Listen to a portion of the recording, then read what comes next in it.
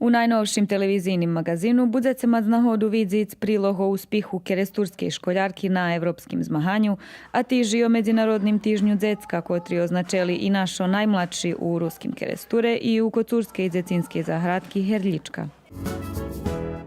Prenešeme vam i čast atmosferi zo 55. festivala Červena ruža, ktorý je otvorený z výstavu maľunkoch Andielky Antičevič zo zberka Sova. Budete mať nahodu vidieť i jak toho roku prešli paprigáre u ruskim keresture. Prikažeme vam i jak bolo na multimediálnym performansu u Ruskim kultúrnym centre. Televizijni magazin na nedjelju na 20 hodin.